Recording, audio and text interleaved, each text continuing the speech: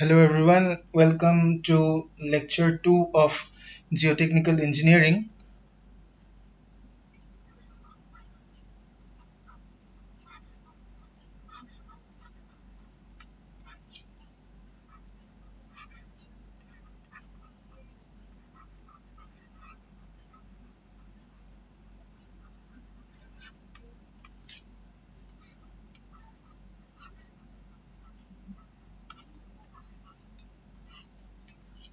So here in this lecture what we will do is we will be continuing with a few more definitions and a few more formulas.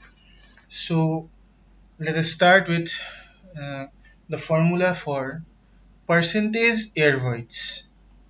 Percentage air voids. So what do you mean by percentage air voids? Percentage air voids, which is represented by this one, this is equal to volume of air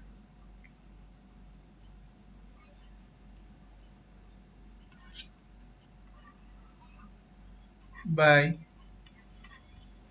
total volume of the sample,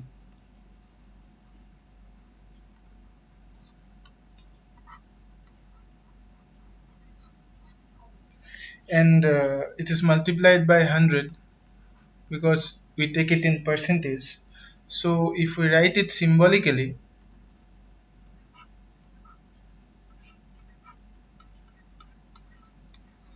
it will look like this, isn't it? Now,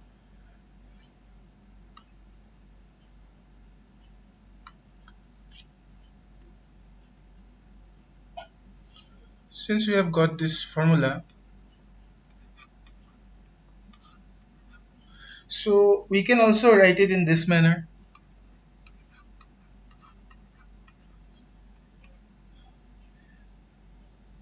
We can write it in this manner, isn't it? VA by V into VB by VV. So now if I try to rearrange it,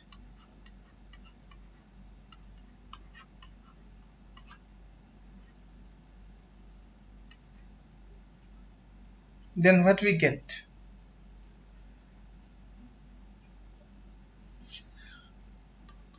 There is a 100 here.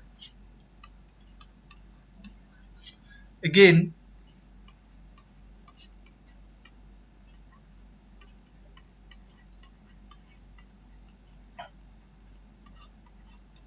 so this is what? Porosity into air content. So percentage air voids is equal to porosity into air content. So this is a derivation that you need to remember. This derivation comes in the exams. Now let us go to another topic which is called as unit weight. Unit weight is also called as weight per unit volume. Now there are different types of unit weights, different classifications of unit weights. So we will be going to each of the different types of unit weights one by one. Now let us start with the first one, which is called as bulk unit weight.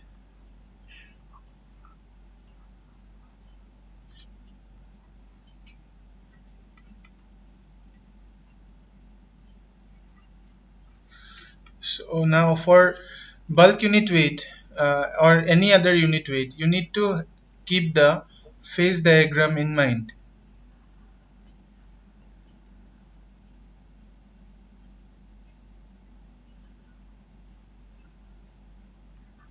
Air, water, solids, volume of solids, volume of water, volume of air, weight of air, weight of water, weight of solids. So you need to keep this in mind.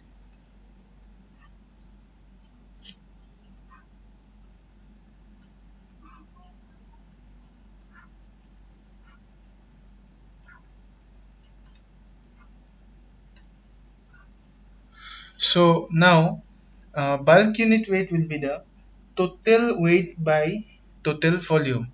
It is also denoted by this one. So total weight by total volume. So total weight uh, is W by total volume, which is V. So total weight will be what? Weight of air plus weight of water plus weight of solids by volume of air plus volume of water plus volume of solids. Now air we don't require because air has no weight. So ultimately this is the formula for bulk unit weight, and the units that we use for denoting the bulk unit weight is kilonewton per meter cube. Now let us go to the next one.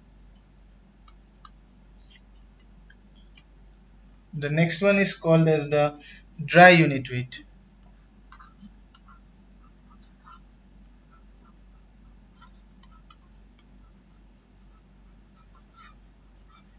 and it is denoted by this one.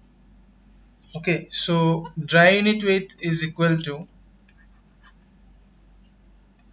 weight of solids by total volume. So this is simpler than the bulk unit weight. Okay, just the weight of solids divided by the total volume. So I hope you can remember it easily. Now, if uh, WS is more, that means what? There is more solids in the volume. In the total volume, if WS is increasing, that means more solids are there. So, uh, if WS is increasing means dry unit weight is increasing. So we can also write if dry weight is increasing, okay, this implies there are more solids.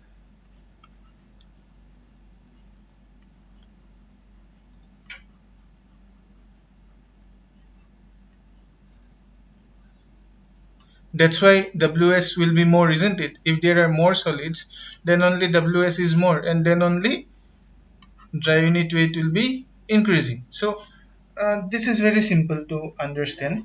I hope you have understood it. Now let us go to the next one, which is called as saturated unit weight.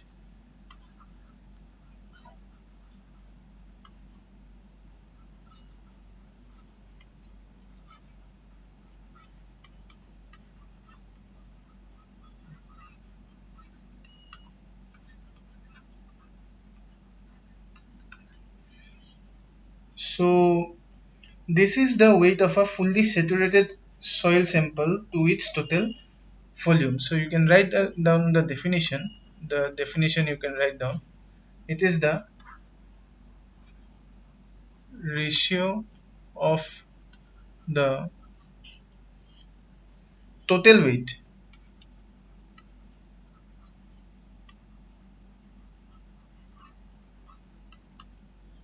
of a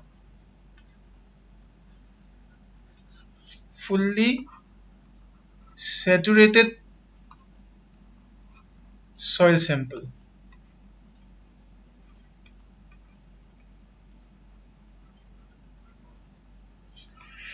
to its total volume.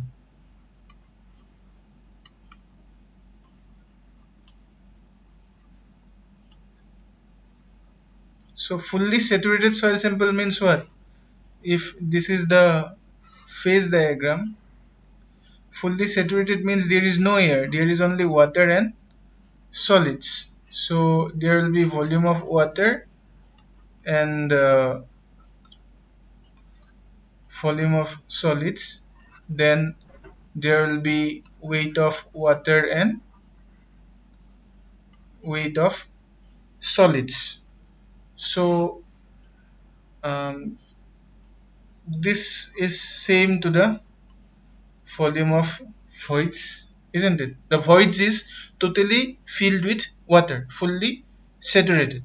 So the total weight will be, uh, we can write it down in this manner. The total weight we will write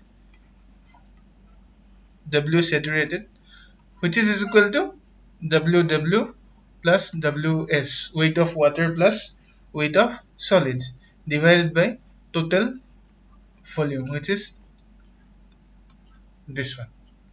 So this is all you need to know about saturated unit weight. So next we will go to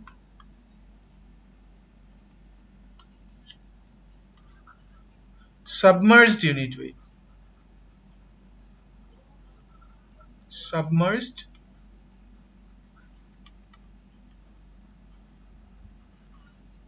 unit weight, and it is denoted by this symbol. So the main concept behind this submerged unit weight is that when uh, when you submerge the soil sample below groundwater, okay, that means suppose this is the water level, and you are using a soil sample, you are placing the soil sample here. Okay, this is the water level, this one is the water level, and you are placing the soil sample here. Then obviously the soil sample is saturated, obviously completely saturated, no place for air, isn't it? Because it is totally immersed, isn't it? The soil sample is totally immersed, so it is saturated already. Now when it is placed inside the water table, then there will be some buoyant force acting, buoyant force acting, which will ultimately lead to the decrease in weight, because one force is acting upwards. So that's why the weight will decrease, and ultimately the final weight of the sample will be saturated unit weight minus unit weight of water, and which is equal to submerged unit weight.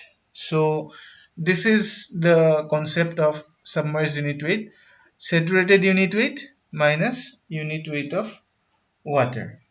So I hope you have understood this point about submerged unit weight.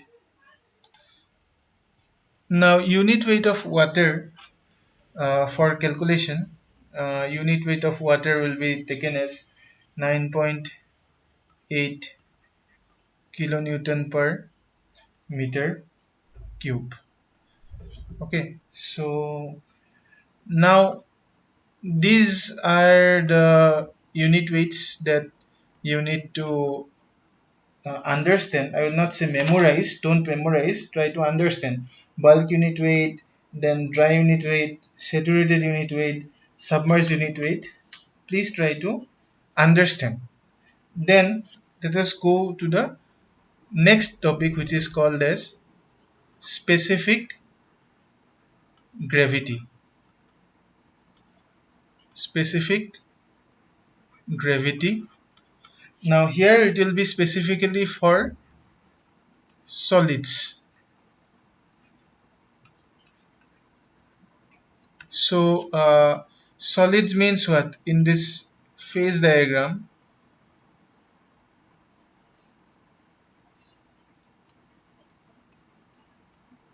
we will be considering this one just, not for the whole sample. Specific gravity not for the whole sample, specific gravity for the solids. So this is very simple: unit weight of solids by unit weight of water, specific gravity. So unit weight of solids is how much? Unit weight of solids is what? This one is the volume of solids, and this one is the weight of solids. So unit weight is what? Weight of solids by volume of solids. So this implies specific gravity is equal to weight of solids by volume of solids into unit weight of water. So please try to remember this formula. This is very, very important. And also this one. These are like the two conversions. Okay, so each this one and this one are both interrelated. So I hope you have understood. Now there are various specific gravity values which are used for various soils, soil solids. Okay, so I will be writing them down. So you also please try to note it down. So if the soil solid is clean sand and gravel, clean sand and gravel, so it is 2.65 to 2.88. It is the general values. Okay.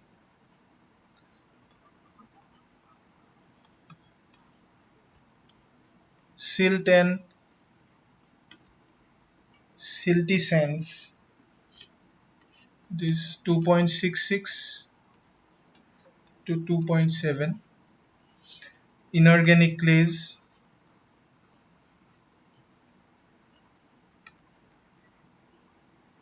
inorganic clays will be 2.7 to 2.8.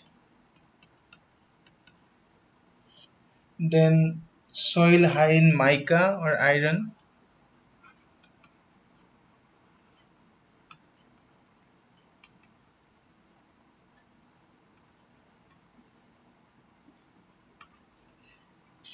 it will be 2.75 to 2.85.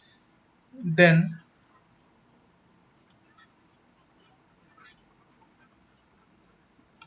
organic soils, it is variable, it varies a lot.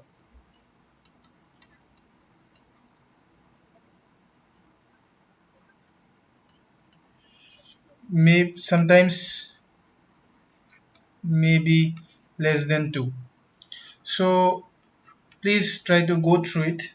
Clean sand and gravel 2.65 to 2.88, silt and silty sands 2.66 to 2.7, inorganic clays 2.7 to 2.8, soil high in mica iron 2.75 to 2.85, organic solids, organic soils, it is quite variable.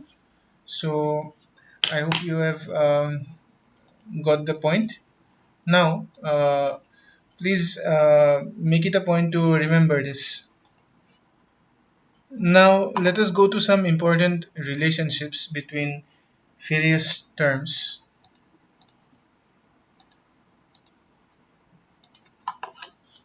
So there is one relationship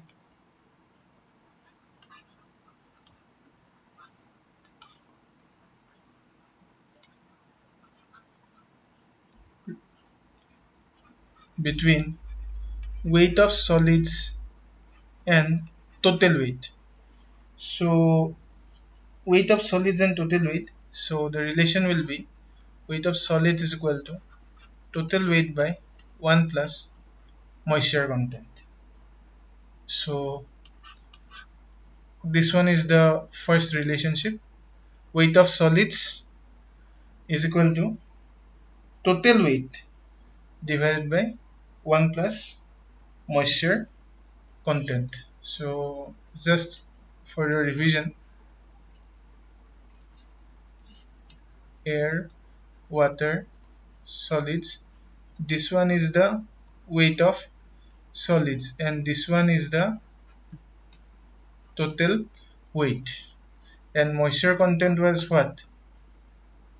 It was weight of water by weight of solids into 100 if we keep it in percentage. So please try to remember this formula. Then there is another formula which denotes the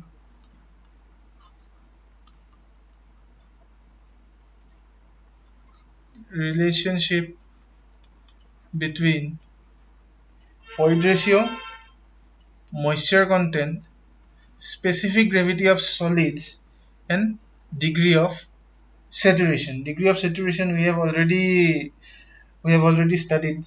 So that relation is,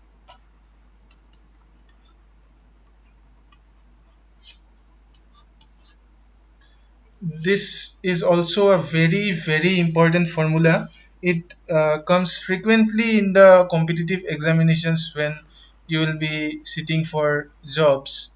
So they may tell you to find out E, then these values might be given to you, then you can find out E if you remember this formula, or like they may tell you to find any of this, and they may give you the datas of the remaining three, and they may tell you to find out the fourth one.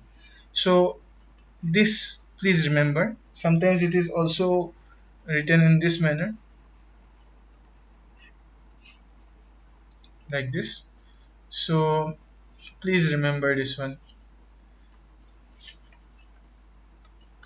Then another relationship is, uh, it is actually not a relationship, it is a formula for bulk unit weight. Bulk unit weight we have already got, isn't it? Bulk unit weight is what?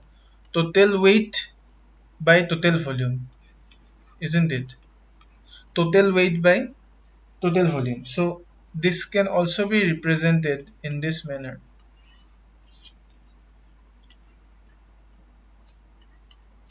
All the terms by this time you know.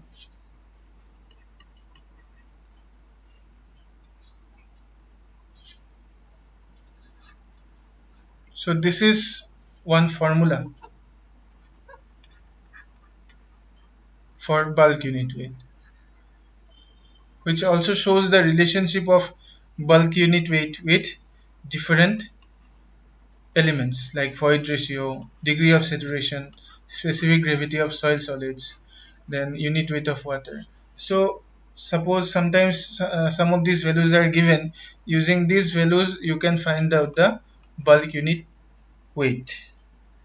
So try to remember this formula. You have to memorize it, and you have to be able to apply it whenever questions like this come in the exam. Then there is one more formula for saturated unit weight. So saturated unit weight is this one. So it is also represented by this formula, specific gravity by specific gravity plus void ratio divided by 1 plus void ratio into unit weight of water. So try to remember this one. Then another is for dry unit weight. Dry unit weight is represented by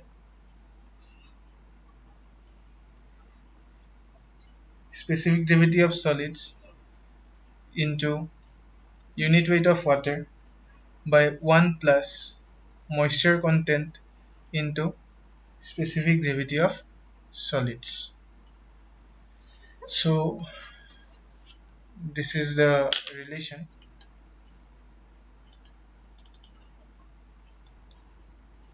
Now this formula for dry unit weight is actually uh, applied for fully saturated condition.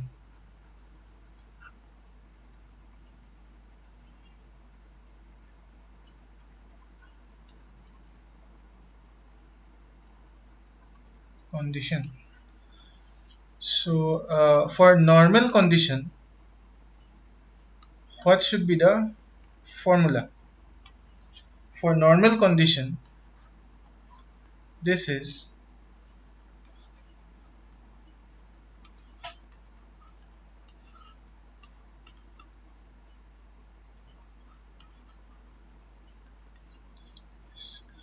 so this one is the normal condition. So when it is fully saturated, then S becomes 1 when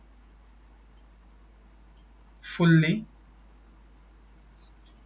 saturated, isn't it? S is 100%, isn't it? Degree of saturation when it is fully saturated is 100%. So we cannot write in terms of percentage in a formula. So we have to write 1, isn't it? When it is fully saturated. But in normal condition, S can be anywhere between 0 to 100% in normal condition, degree of saturation. So if we have to write it in formulas, we have to write it from 0 to 1. So in normal conditions, S can be between 0 to 1. That means 0.3 or 0.4 or whatever. So in normal condition, we have to give the value of S, but in fully saturated condition, S becomes 1. So we can simply omit it. Okay. And ultimately, for fully saturated, as I have shown you, this is the uh, equation that we get for fully saturated, because S is now 1 here. In this condition, S is 1. So S is not shown here. But in normal condition, S will be taken into account. In normal condition, S will be taken into account.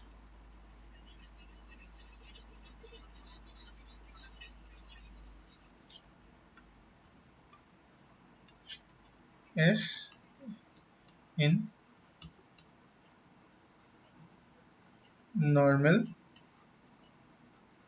condition. And what is this whole value? We know that Es is equal to omega into specific gravity. So we know that E is equal to,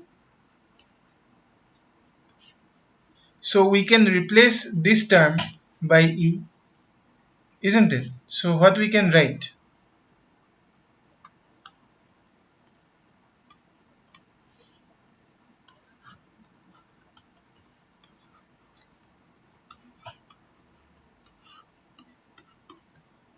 We can write it in this manner, isn't it? We can replace E here. In this term we can replace E. So if I again try to rearrange it, 1 plus E,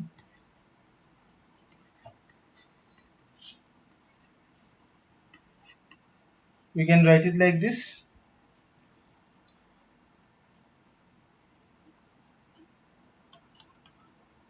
Then let us just solve it.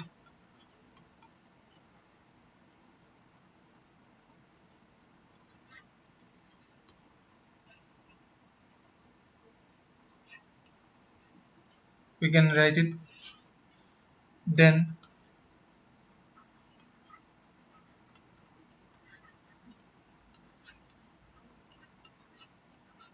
dividing both sides by gamma d. What we get? Dividing both sides by gamma d, we get E is equal to